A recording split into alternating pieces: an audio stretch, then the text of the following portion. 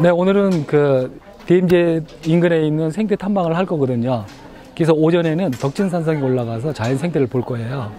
임진강 유역에 그리고 덕진산성의 생태 구조를 보고 오후 점심을 먹고 나면 도라산 전망대, 그 다음에 제3땅굴 거기를 갔다가 도라산 역을 가서 유라시아 철도의 시발점을 우리가 볼 거예요.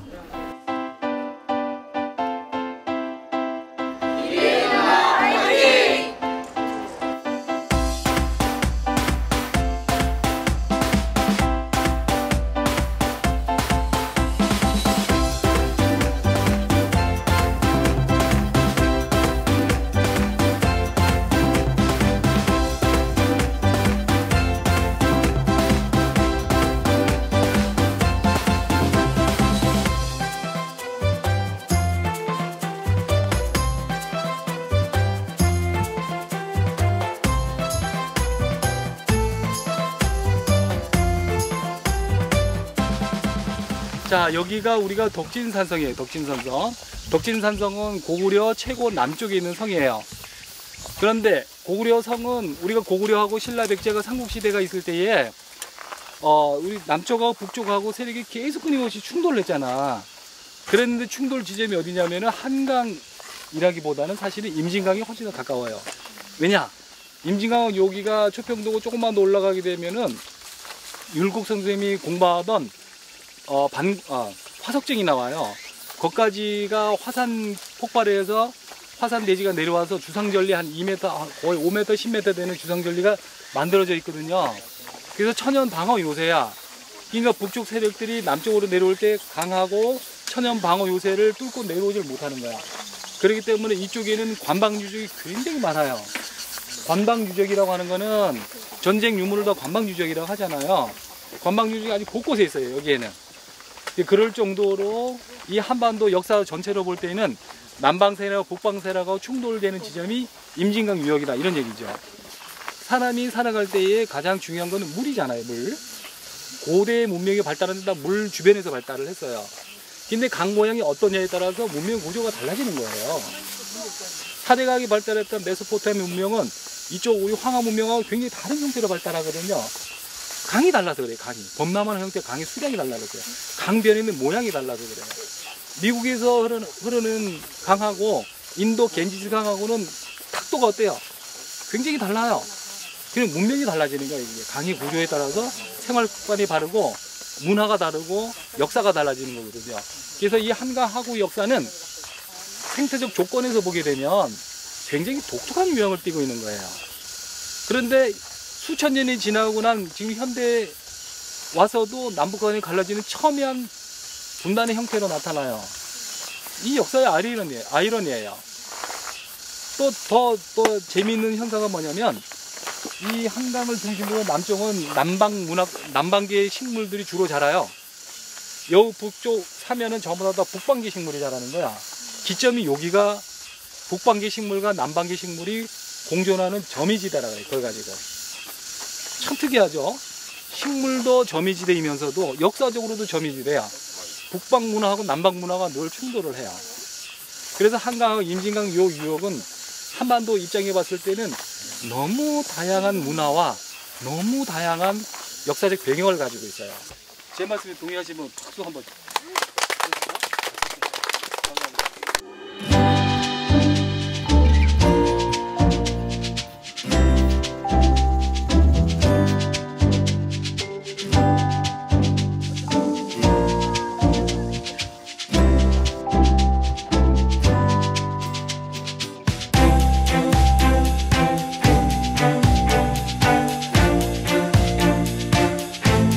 생태계라고 하는 거는 아까 잠깐 설명했지만은 먹이 사슬의 어떤 구조가 잘 만들어지면 좋은 생태계라고 말을 하는 거야.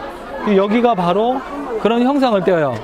그래서 점점 이 중간중간에 보면은 습지고 그 다음에 나무가 자라잖아. 맨 처음에 전부 다 민둥산의 습초원지대였다가 저런 식으로 저 보세요. 저렇게 나무가 하나도 없이 풀만 있는 습초원지대였다가 차차차 나무가 들어와 침투를 해서 새로운 생태계가 만들어지는데 이거를 제3차 천이라고 한다고. 그러니까 우리가 인생에서 3차 천이를 쉽게 보지를 못해. 숲이 천이하는 과정은 굉장히 오랜 시간에 걸쳐서 천이를 하기 때문에, 그런데 여기는 2차 천이와 3차 천이, 4차 천이가 동시에 막 진행되는 과정을 볼 수가 있어요. 그게 많은 생물학자들이 이 공간을 되게 좋아하는 거야. 이렇게 변화되는 추위를. 그래서 여러분들이 저렇게 이제 습지는 우리가 아직까지 학문적으로 다 발견하지 못한 생물이 굉장히 많이 살아요. 저 안에는. 그러니까 여러분들이 눈을 타고 쫙 라인을 따라서 쫙 한번 보세요. 그 생태를 관찰하는 방법은 막 보는 게 아니고 구성 요소를 봐야 돼. 그러니까 강이면 강 라인 따라 쫙 보고, 평야는 평야 라인 따라 보고, 평야하고 산하고 사이를 쫙 따라가면서 보는 거예요. 알겠지? 무슨 말인지? 관찰하는 방법은 그렇게 하게 되면, 이야, 너무 놀라운 구조구나, 이런 걸 알 수 있을 거야.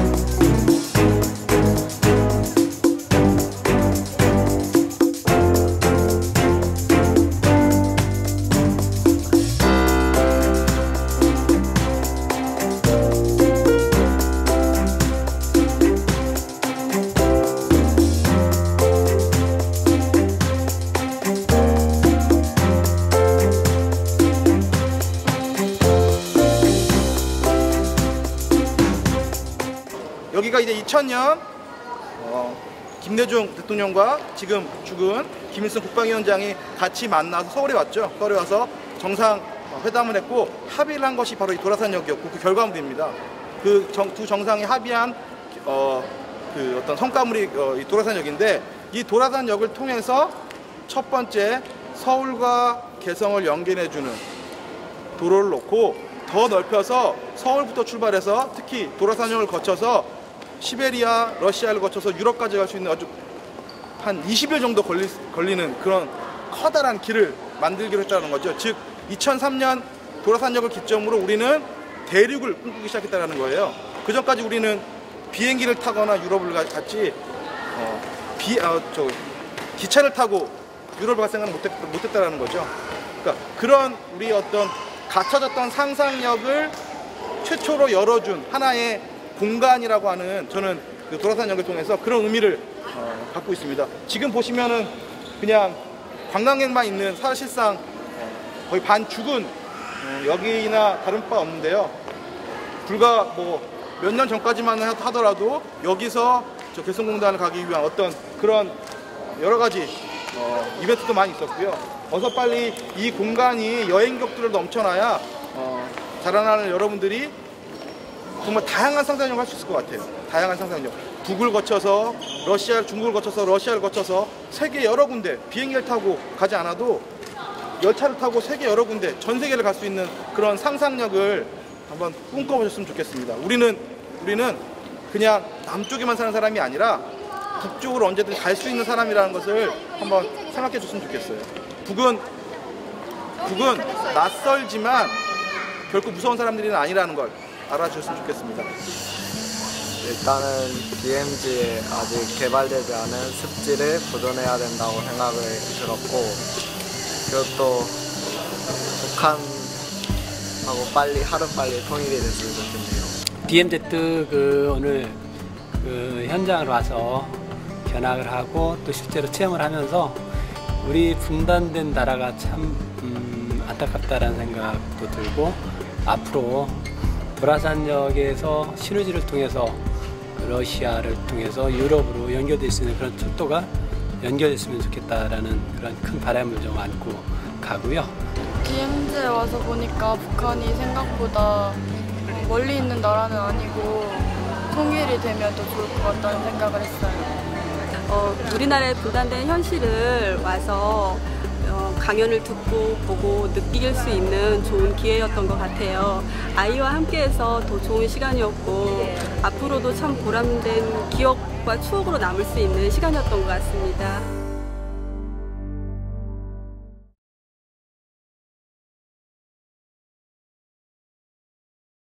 제가 오늘 강의를 준비한 것은 이런 겁니다. 뭐냐면 분단의 역사 상처가 우리들에게 얼마나 큰 고통을 주었고, 우리는 이 분단이라고 하는 전쟁으로부터 비롯된 분단이라고 하는 것, 그 체제 속에서 우리는 얼마만큼 서로를 불신하고 남과 북이 서로를 불신하고 반목해가고 서로 상처를 주고 왔는지를 한번 고민해 볼 거고요. 통일의 구체적인 상을 DMZ라고 하는 어떤 통일의 시작을 알릴 수 있는 그런 특정한 소중한 공간을 가지고 한번 여러분들과 같이 이야기해 보도록 하겠습니다.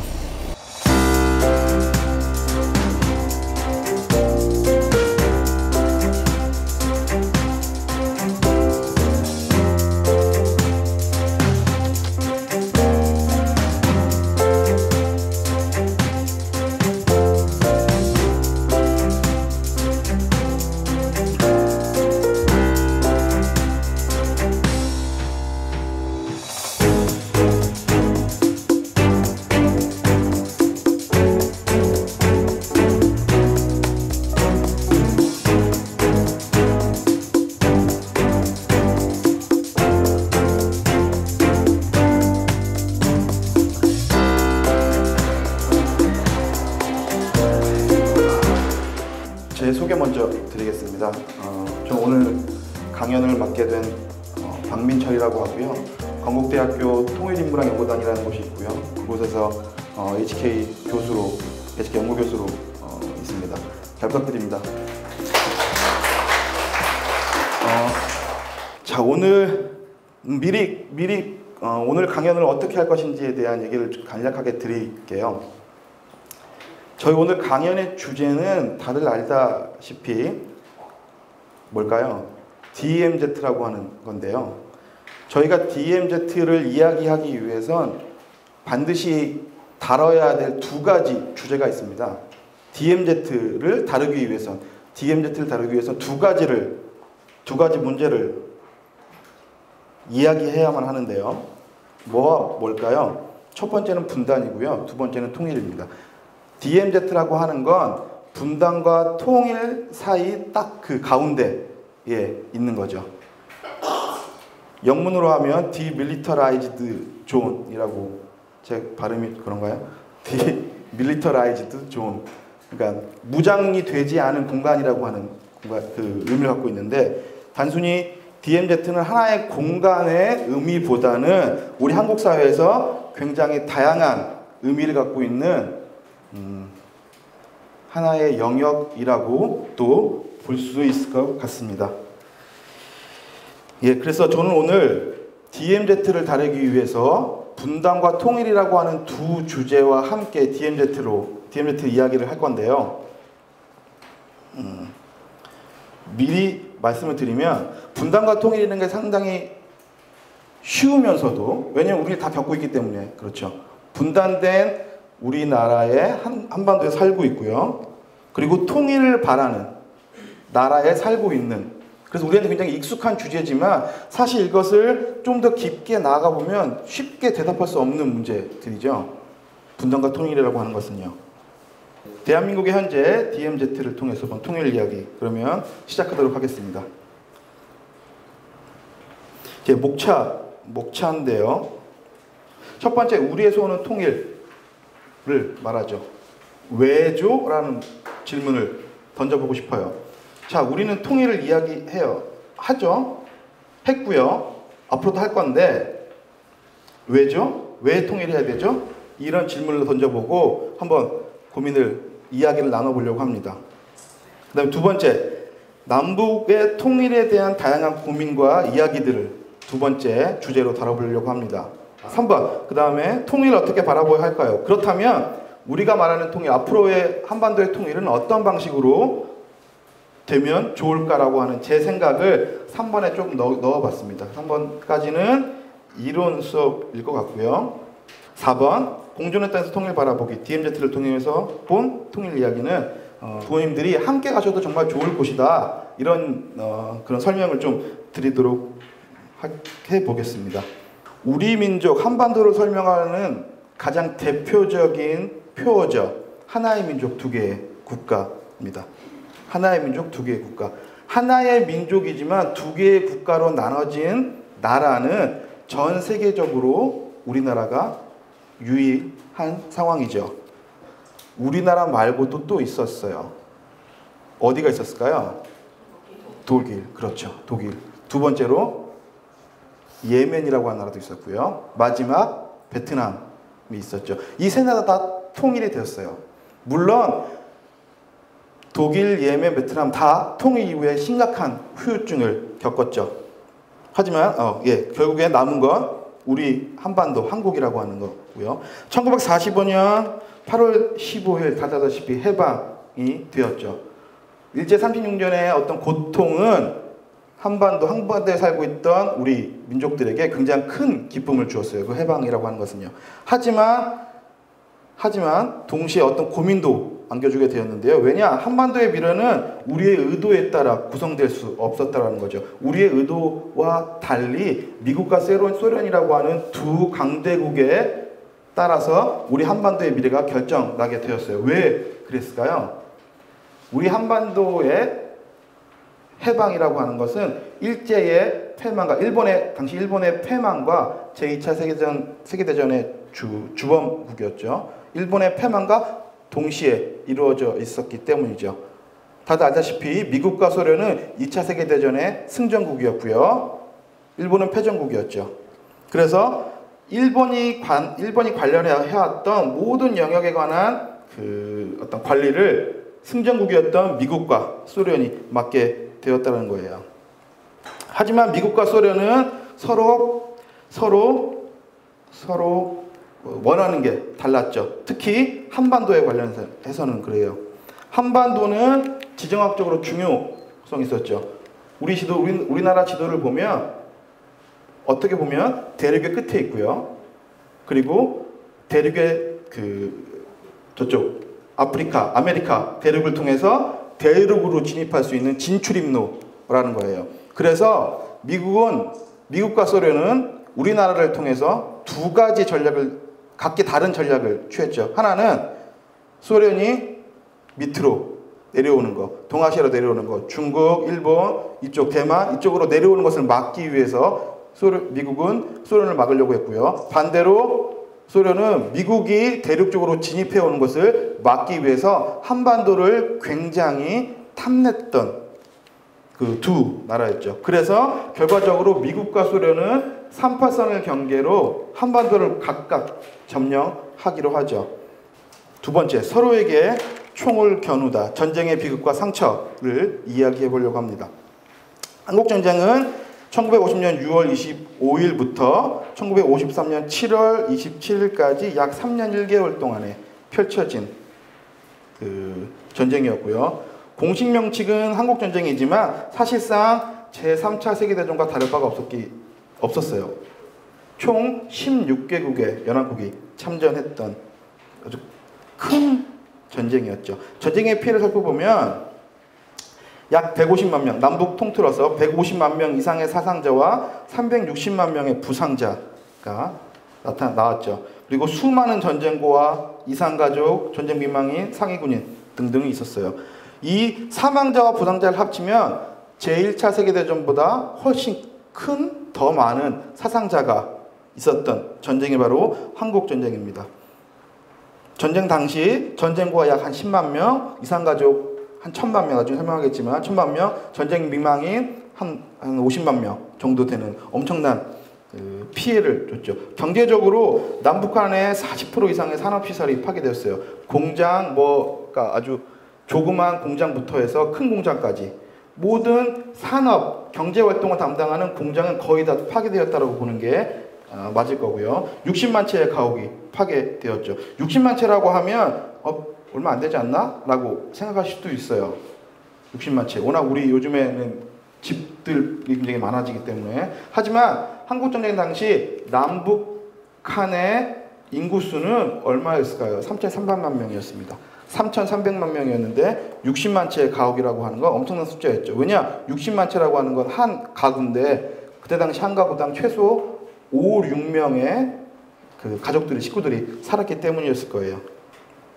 뭐 학교, 교회, 사찰, 병원, 민가, 뭐 공장, 도로, 교량 역시 철저하게 파괴되었고요. 남북한의 사회 및 경제 기반의 철저한 파괴가 이루어졌죠. 잘 안 보이시겠지만 이 사진은 그 한국전쟁 직후 그 서울 시내를 그 찍은 사진이고요. 굉장히 유명한 사진이죠. 전쟁의 고아인 이 지금으로는 할아버지셨겠죠.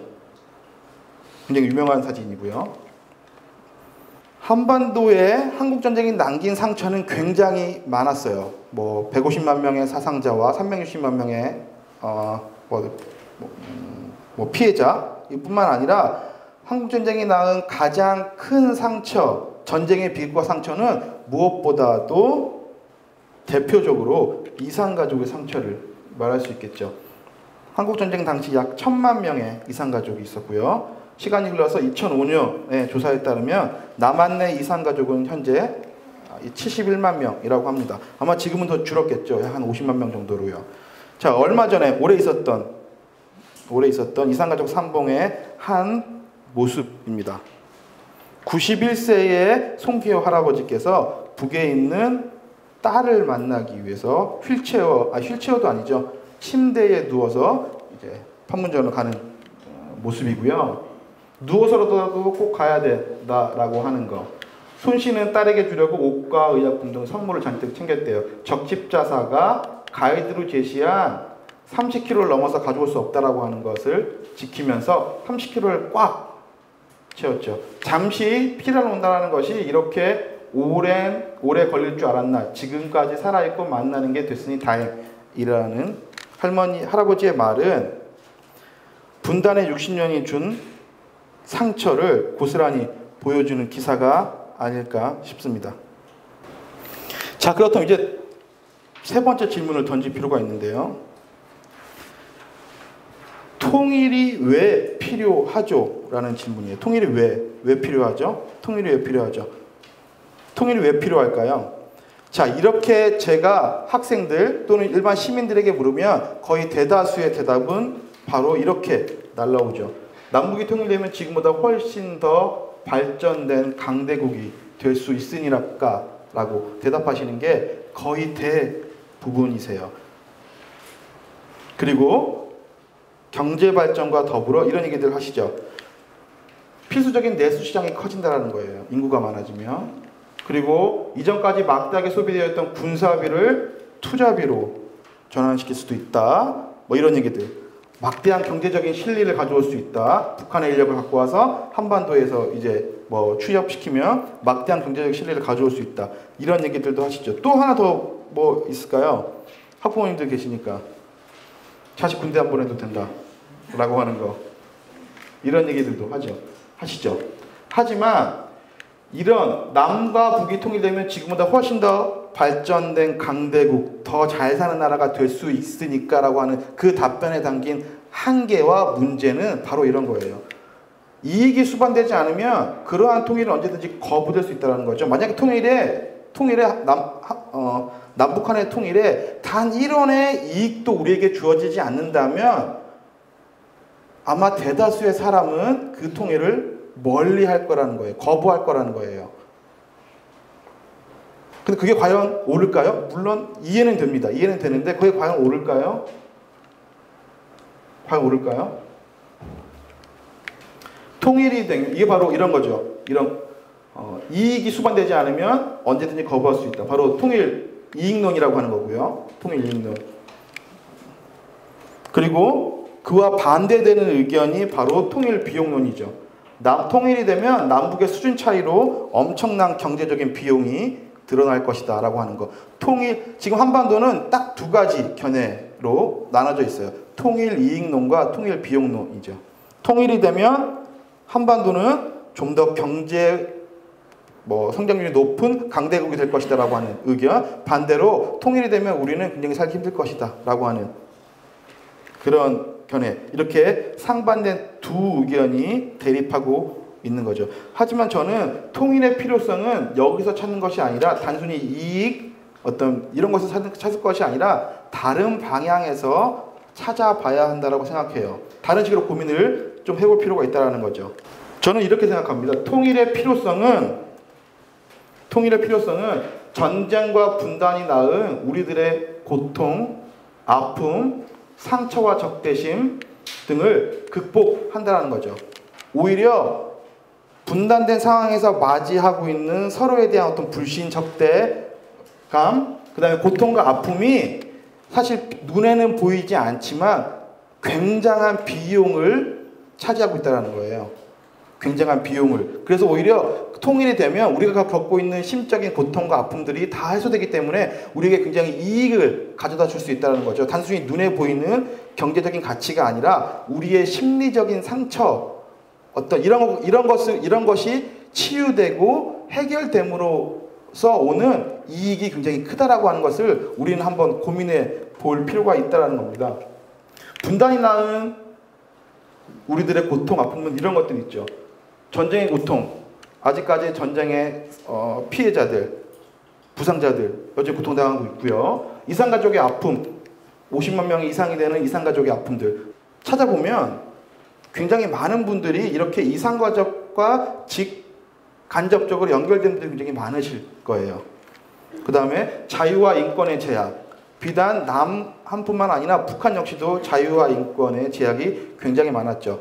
북은 남을 이야기하면, 또 반대로 남은 북을 이야기하면 잡혀가는 시대가 불과 30년도 전이었죠. 그리고 우리가 갖고 있는 어떤 민족 자존감을 훼손, 천문학적인 분단 비용, 특히 국방비, 한 해 국방비가 얼마나 될까요? 우리나라에서 지금 10조? 난 더 되는 걸로 알고 있는데. 아무튼 중요한 건 우리나라 1년의 예산의 30% 가까이 육박한다는 거고요. 전 세계 5위권이에요. 국방비로 사용되는 게. 자, 국방비로 사용되는 저 돈에서 조금만 줄일 수 있다면 우리가 살 수 있는 건 좀 더 편해지겠죠. 사람답게 살 수 있는, 더욱더 사람답게 살 수 있는 나라가 될 수 있겠죠. 한반도는요. 그리고 서로에 대한 미움과 적대심, 그리고 낯설음, 이런 것들이 있다는 거예요. 서로에 대한 미움, 적대심. 그래서 저는 통일의 필요성은 단순히 이익 또는 손실을 말하기보다는 우리가 과거와 현재를 통해 겪고 있는 분단의 고통과 그것의 극복에 맞춰져야 한다라고 생각합니다. 통일의 필요성은 우리 지금 한반도의 분단의 고통이 너무 크기 때문에 어서 빨리 통일이 돼야 된다라고 하는 인식의 전환이 먼저 있어져야 된다는 거죠. 그래서 통일이 되면 우리들의 삶을 힘들게 했던 다양한 고통, 아픔들을 치유할 수 있게 되고요. 남북 주민 모두 현재보다 편안하고 행복한 인간다운 삶을 누릴 수 있게 될 것이라는 거예요. 인간다운 삶을 더 누릴 수 있는 하나의 기회로서 우리는 통일을 고민해 봐야 한다는 거죠. 두 번째 이야기 좀 더 해보고요. 남북의 통일에 대한 다양한 고민과 이야기들.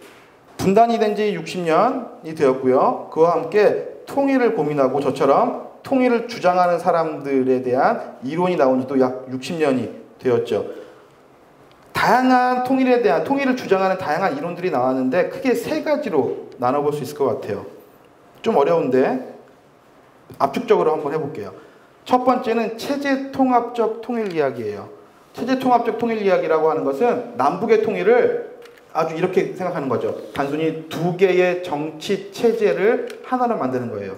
남의 자본주의와 북의 사회주의라고 하는 것을 섞어서 어떻게 하나의 체제로 만들 것인가, 또는 어떻게 북의 체제를 남한으로 흡수할 것인가라고 하는 고민들이죠. 그래서 남과 북의 서로 다른 체제와 제도, 법률 등을 어떻게 통일할 것인지에 대한 고민들을 해왔죠. 이런 흐름들이 1980년대까지 줄을 이뤘어요. 체제, 제도, 이런 것들을 통합시키려는 거죠. 예를 들면 구체적인 법, 사회, 행정제도, 정치제도 이런 것들이 있고요. 통일한국은 어떤 경제체제를 취해야 하는지에 대한 이야기들, 뭐 북한 지역의 국토를 우리가 어떻게 개발할 수 있는 것인지 이런 문제들, 그 다음에 남한 체제로의 적응을 어떻게 할 것인지 이런 얘기들, 북한의 노동력에 관한 그 노동력을 어떻게 한국이 남한이 고용할 것인지 이러한 것들을 연구하고 주장했던 게 바로 체제통합적 통일 이야기라고 할 수 있어요. 그럼 두 번째, 체제통합적 통일 이야기와는 다른 이것에 대한 어떤 반대로 나온 하나의 흐름이 민족통합적 통일 이야기예요. 통일을 이때 민족통합적 통일 이론이라 통일의 주된 내용을 정치, 경제, 법, 제도가 아니라 우리 민족을 중심에 놓고 고민한다는 거죠. 하나의 체제, 하나의 뭐 제도 이런 것을 만드는 것이 아니라 우리는 같은 민족이니까 반만 년 동안 이어온 당군이라고 하는 조상을 갖고 있는 같은 민족이니까 통일하자라는 거예요. 제도와 체제를 이야기하면 통일은 더 멀어질 뿐이니까 우리가 같다라는 것부터 먼저 확인하자. 같은 민족이라는 것을 먼저 확인하자. 그리고 통일을 만들어 나가자라고 하는 이론이죠. 우리 민족의 공통된 역사, 공통된 언어, 우리 민족의 문화 이런 것들을 중심으로 이야기하자는 거예요. 가장 대표적인 하나의 표현은 이거죠. 반만년에 유구한 역사적인 전통이라고 하는 것들이고요. 그래서 뭐 민족통합적 통일이론의 대표적인 사례들은 뭐 이런 거예요. 공통된 역사를 갖고 있으니까 우리의 민족의 같은 동질성을 어떻게 만들 것이냐, 뭐 남과 북의 문화를 어떻게 연결시킬 것이냐, 뭐 이런 것들을 주장하는 내용들이죠. 이게 1980년 후반부터 나온 하나의 통일 관련된 주장이었어요. 마지막 세 번째는 2000년 이후로 통일을 주장하는 사람들의 의견입니다. 사회문화 통합적 통일 이야기는 이렇게 생각하시면 돼요. 일단은 뭐 하나의 배경 지식으로 알아주시면 될 것 같고요. 체제통합적 통일 이야기가 1980년대까지 한국 사회를 지배해왔던 주류 통일 이론이었다면, 그리고 민족통합적 통일 이야기가 80년대 후반, 그다음 90년대까지 나타났던 통일 이야기라고 한다면 2000년 이후 사람들은 통일을 조금 더 색다르게 이야기하기 시작하죠. 2000년 이후 우리들은, 지금 2000년 우리가 살고 있는 시대죠. 우리들은 통일을 사회와 문화의 통합으로 이야기해요. 이제 단순히 두 개의 나라를 하나로 합치는 것이 아니라, 또 같은 민족이 하나로 통일되는 것이 아니라 서로 상이한 두 문화가 있는데 그러한 문화를 우리가 어떻게 통일할 것인지에 대한 고민을 한다는 거죠. 문화적인 통일을 이야기하는 거예요. 특히 2000년 이후 노무현 정권부터 시작된 어떤 굉장히 남과 북의 어떤 상호 교류, 협력 이런 것들이 부각이 되면서 우리는 북을 아주 적대시했던 과거와는 달리 조금 더 너그럽게 그 사람들 보기 시작했죠. 뿔 달린 괴물, 빨갱이 이런 식에 대한 고민 이야기보다는 우리랑 같은 민족인데 조금 다른 사람들, 그리고 조금 경직된 사람들 이런 식의 판단을 하게 되는 거죠. 그래서 서로가 서로를 불신하고 적대시했던 그런 것들을 넘어서 서로의 차이를 조금 이해하고 서로 상호 어떤 교류와 협력을 펼쳐나가자라고 하는 것이 바로 사회문화통합적 통일 이야기라고 할 수 있어요. 자, 이렇게 크게 세 가지 저같이 통일을 이야기해왔던 과거의 사람들은 크게 세 가지 범주로 통일을 주장했습니다. 첫 번째, 체제통합적. 서로 다른 두 개의 체제와 제도를 어떻게 하나로 만들 것인지. 두 번째, 서로 분단되어 있는 한민족인 두 나라가 다시 하나의 민족으로 통합되는 것. 세 번째로, 상이한 서로 다른 조금씩 차이가 있는 남과 북의 주민들의 문화를 하나로 만드는 이런 식의 통일 관련된 담론이 주를 이루게 되었죠. 저는 이렇게 세 가지의 통일 이론이 갖고 있는 문제점이 있다고 생각하는데요. 역시 세 가지예요. 세 가지. 첫 번째는 통일에 대한 너무 표면적인 이해를 하고 있지 않나 라는 거고요. 너무 표면적인 이야기를 하고 있지 않나라는 거예요. 단순히 통일을 그냥 두 개의 나라를 하나로 합치는 것으로 생각한다는 거죠. 너무 단순하게 생각한다는 거예요. 너무 단순하게. 두 개의 나라를 하나로 합친다는 건 말이 굉장히 쉽죠. 근데 실질적으로 그럴까요? 두 개의 나라를 하나로 통일했던 우리가 익히 알고 있는 독일이라고 하는 나라. 지금 어떨까요? 독일 굉장히 평화롭게 통일됐어요. 평화롭게. 굉장히 평화롭게.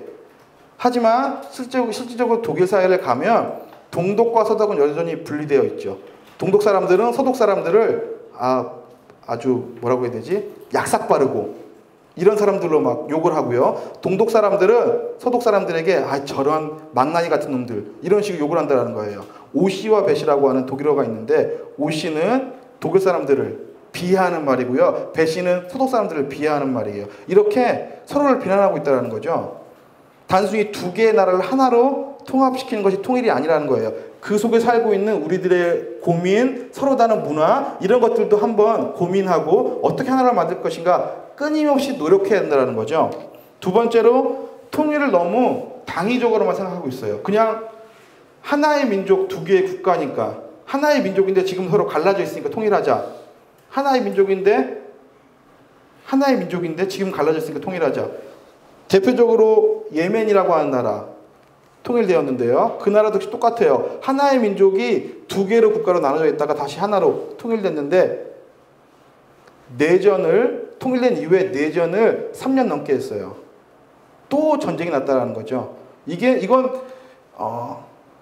예멘 사례뿐만 아니라 우리나라 한국에서도 향후 통일이 되면 지금처럼 이런 식의 통일이 되면 어떤 고민 없이 진지한 고민과 반성, 성찰 어떤 과정 없이 통일시키면 저는 충분히 또 한 번의 내전이 날 수도 있다고 생각을 해요. 예멘처럼요. 세 번째로 이런 거예요. 통일에 있어서 가장 중요한 건 누굴까요? 가장 중요한 건 사람이에요. 사람에 대한 고민이 없어요. 체제와 민족은 있지만 구체적인 사람에 대한 고민이 전혀 담겨있지 않다는 거죠. 지금 우리 통일 이야기에서는요. 사람에 대한 통일, 사람의 통일을 저는 고민해 봐야 한다고 생각하고요. 자, 통일을 어떻게 바라봐야 될 것인가? 이건 제 생각이고요. 앞으로의 우리 한반도의 통일이 이렇게 됐으면 좋겠다라고 하는 하나의 제안입니다. 저는 이렇게 생각해요. 체제와 민족이 아닌 사람 중심의 통일, 일상생활 중심의 통일이 되어야 된다는 거죠. 그래서 우리들의 고민은 어떤 공통된 국가를, 체제를, 제도를 만들 것인가 라고 하는 것보다는 통일 이후 남북한 사람들은 어떻게 살아갈 것인가, 또는 남북한 사람들은 어떤 같은 문화를 만들어갈 것인가, 가질 것인가에 대한 고민을 해야 된다는 거죠. 특히 우리의 일상적인 삶과 굉장히 밀접하게 관련되어 있는 아주 생생한 고민을 먼저 해야 된다고 생각하고요. 두 번째로 차이의 인정을 바탕을 두고 지속적으로 서로 이야기하고 소통하자는 거죠. 서로 미워만 하지 말고 서로 다르다는 것을 인정하고요. 그리고 끊임없이 그들과 대화를 하려고 하는 지속적인 노력이 필요하지 않나라는 생각이 듭니다. 그래서 그러한 이해와 교류를 통해서 새로운 공동체를 만들어가는 것이 필요하지 않나 싶습니다. 세 번째, 가장 중요한 건데요. 분단의 상처와 적대를 극복할 수 있는 통일이고요. 분단 상황에서 발생한 여러 가지 상처, 적대, 증오하는 어떤 우리 삶의 방식들은 쉽게 바뀌지는 않을 건 분명한 사실이고요. 하지만 그것을 우리는 끊임없이 고민해 봐야 한다는 거죠. 우리가 서로를 미워해왔던 오래된 역사를 우리 스스로 한번 반성해 보고요. 북도 역시 마찬가지고요. 서로 같이 반성하고 우리가 어떻게 같은 하나의 모습으로 합쳐질 수 있을 것인가 라고 하는 고민을 끊임없이 해야 된다고 생각하고요. 지역별, 세대별, 그 다음에 집단별로 다양한 문화가 공존할 수 있는 이런 것들, 상황들을 한번 염두에 두고 고민해 볼 필요가 있지 않나 싶습니다. 이게 제가 생각한, 그리고 요즘에 주목을 받고 있는 통일에 관련된 이야기고요. DMZ를 통해서 본 통일 이야기입니다.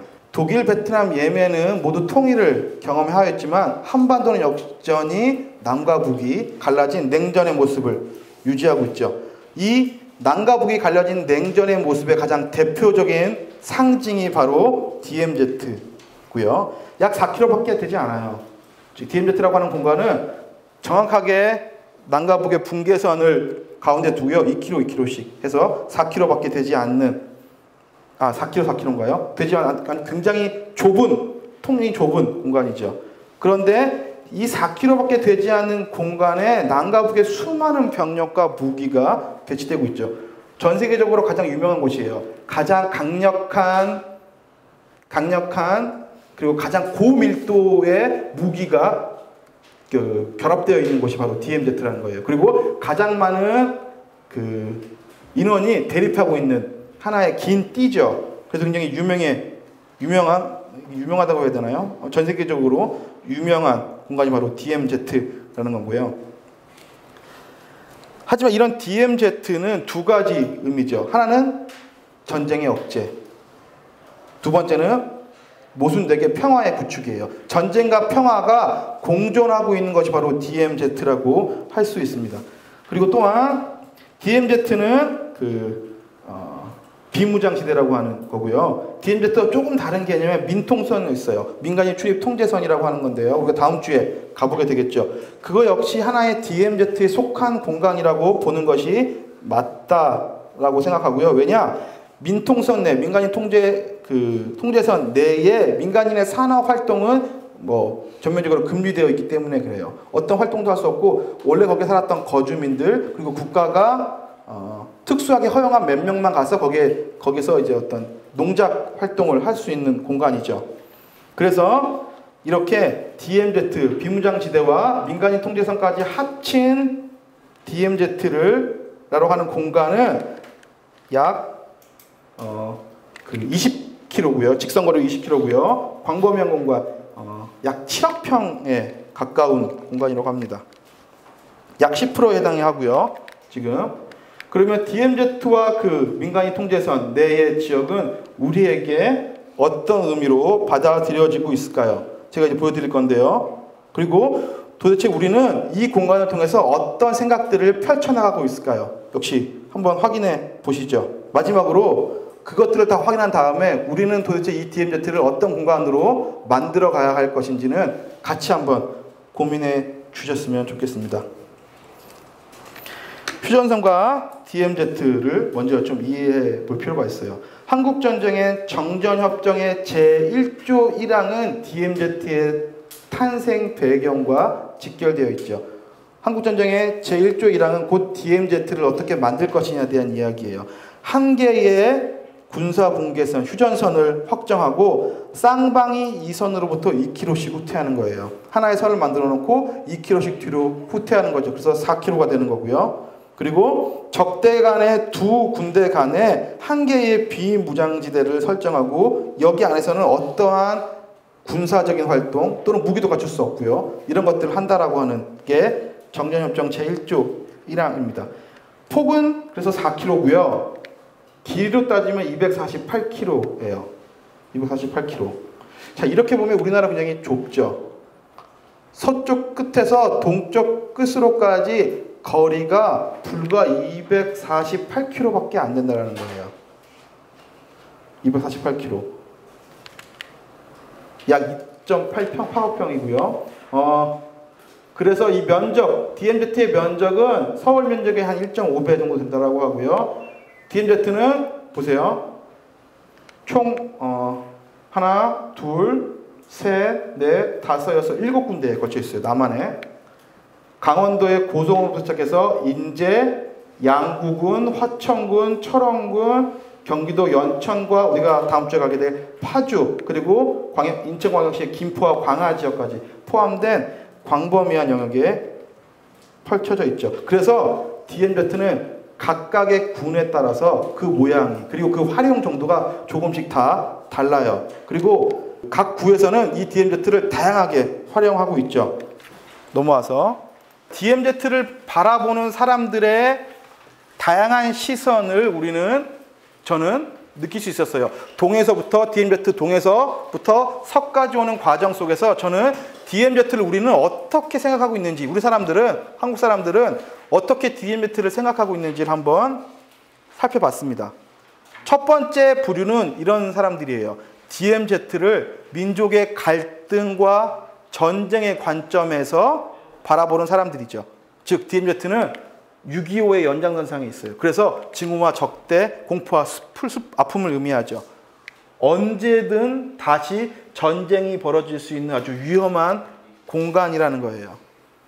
DMZ를 이렇게 보는 사람들이 갖고 있는 어떤 대표적인 관광지는 DMZ는 이승복 기념관과 제상 땅굴이었죠. 이승복 기념관, 공산당이 싫어요라고 하는 것을 외치고 공산당에게 무참히 살해된 이승복을 기념한 기념관인데 뭐라고 해야 되지?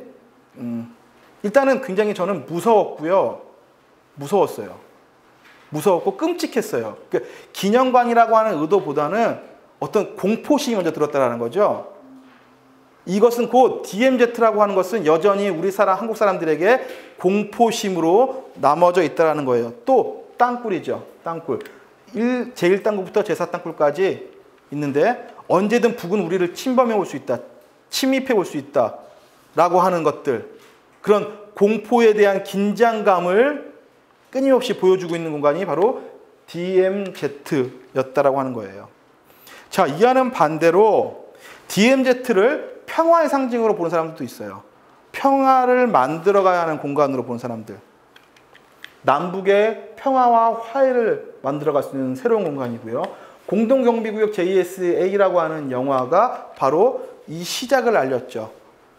DMZ는 결코 남북한의 어떤 증오와 다시 그리고 전쟁을 일으킬 수 있는 어떤 아주 무서운 공간이 아니라 그래 잘 살아볼 수 우리 같이 서로 사이좋게 잘 살아볼 수 있어 라고 하는 것을 새롭게 한번 우리에게 인식하게 해줬던 최초의 영화가 바로 공동경비구역 JSA인데요. 아직 뭐 이런 거예요. 양쪽에 남북한의 군인들이 아주 인간적으로 굉장히 잘 지내는 공간이 바로 DMZ이고요. 이런 그 속에 일어나고 있는 다양한 에피소드, 끝에서는 비극이지만 그런 에피소드를 그리고 있는 영화가 바로 JSA입니다. 그래서 저는 평화를 만들어가야 하는 공간으로 대표적인 두 지역이었죠. 파주와 철원이었습니다. 파주와 철원. 파주는 평화공원이고요. 세계 평화의 종. 이렇게 DMZ는 평화라는 단어가 평화를 상징하는 곳으로 차츰 변화하고 있는 게 지금 한국 사회의 모습인 것 같아요. 과거까지는 전쟁이 다시 일어날 수 있는 어떤 아주 무서운 공간이었다면 지금은 평화를 의미하는 공간으로 바뀌고 있다는 거죠. 세 번째로는 전 세계의 생태 보존을 그리고 있는 거예요. 실제로 DMZ를 세계적인 생태 평화 구역으로 이용하자는 제안들이 막 나오기 시작했어요. 이것은 남한이 먼저 제시한 게 아니라 외국에서 먼저 DMZ라고 하는 공간의 어떤 특수성을 인정하고 먼저 제안을 해오기 시작했던 거죠. 자, 그렇다면 앞으로 DMZ는 우리에게 어떤 곳이 되어야 할까요? 구글이라고 하는 검색 사이트를 통해서 DMZ를 검색해 보면은 이런 것들로 귀결이 돼요. 미국에서 구글을 통해서 DMZ를 쳐서 검색해 보면 이런 거죠. 뭐 남북의 대치 상황을 소개하고 있고요. 남한군과 북한군이 서로 대치하고 있는 상황을 그 사진으로 찍어서 보여주고 있어요. 그리고 중국은 굉장히 부정적으로 묘사하고 있죠. 전시 상황을 묘사하고 있고요. DMZ 생태계를 폄훼하고 있죠. 아주 뭐라고 해야 되지? 오염이 많다. 뭐 이런 식으로요. 군사적으로는 남북 대치 상황 소개하고 있고요. 일본 역시 마찬가지예요. 일본만 조금 다르죠. 일본만 굉장히 긍정적으로 DMZ를 서술해 놓고 있었어요.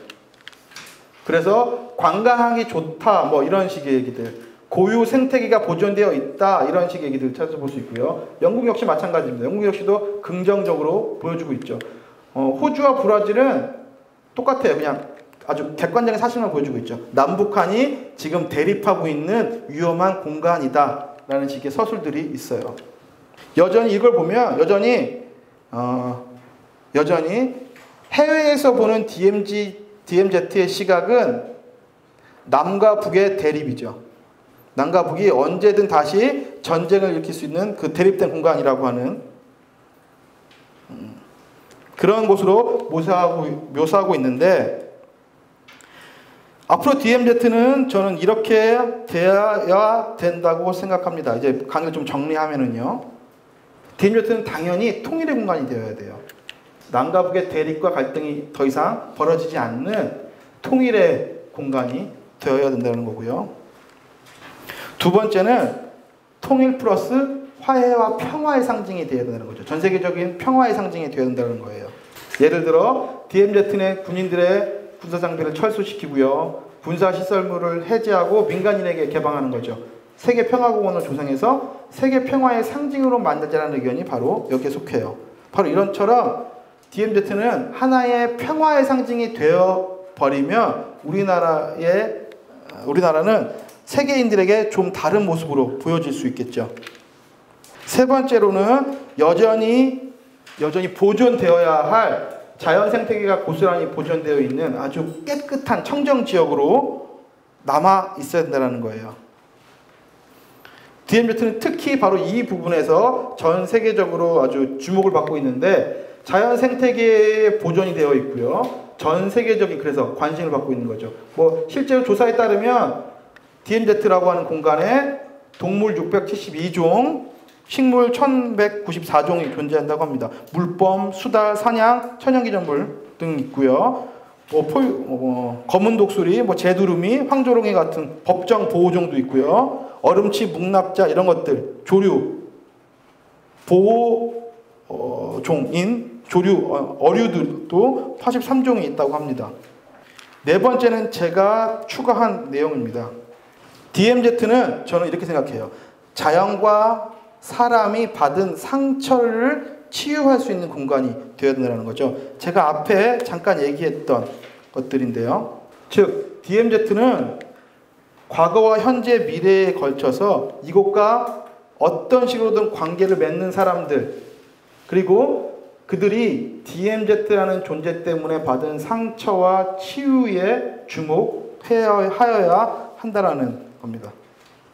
DMZ는 우리에게 분명히 커다란 상처를 준 공간이기도 해요.